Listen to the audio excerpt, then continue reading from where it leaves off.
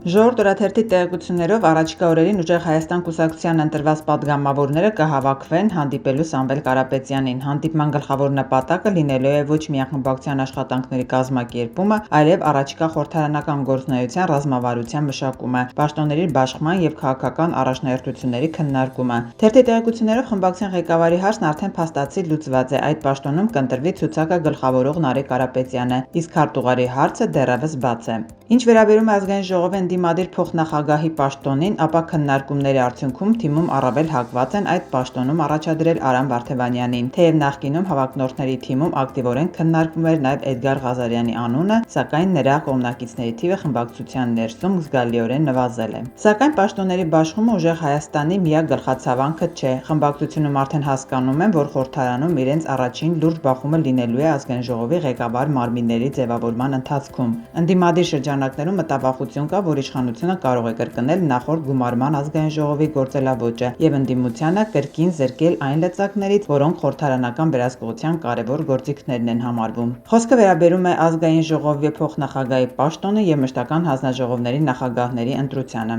Վերջերս կատարված օրենսդրական փոփոխության արդյունքում, եթե որևէ պաշտոնում առաջադրված թեկնածուն երկու անգամ չի ընտրվում, ապա այդ հարցը համարվում է սպառված եւ այլևս չի կարող խոչընդոտել խորհրդարանի ձևավորման գործընթացը։ Գրում է թերթը։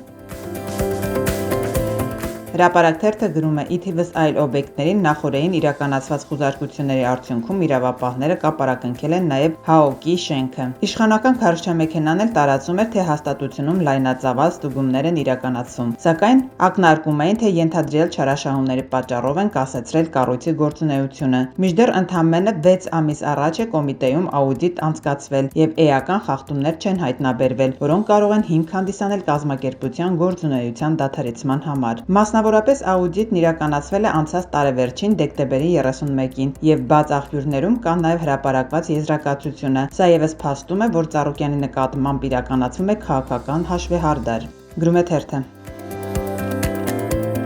Հրապարակ թերթը գրում է՝ այս օրերին քրտնաջանք 24/7 ռեժիմով աշխատում են ոչ միայն քննչական կոմիտեն, դատախազությունն ու ԱԱՑ-ն, այլև պետական եկամուտների կոմիտեն։ Կոմիտեի որոշ վարչություններում արդեն 1 ամիս է աշխատակիցներն արտաժամյա մնում են եւ մինչեւ ուշգիշեր աշխատում։ Թիրախը ԲՀԿ առաջնորդ գործարար Գագիկ Ծառուկյանին պատկանող բիզնեսներն են։ Վերևից հանձնարարված է ամեն գնով խախտումներ հայտնաբերել եւ ՊԵԿ-ը ժրաջանորեն կատարում է քաղաքական հետապնդման իրեն վստահված մասը։ Լայնածավալ ստուգումներ են իրականացնում, թղթեր են ուսումնասիրում, փորձում է մի բան գտնել։ Գրում է թերթը։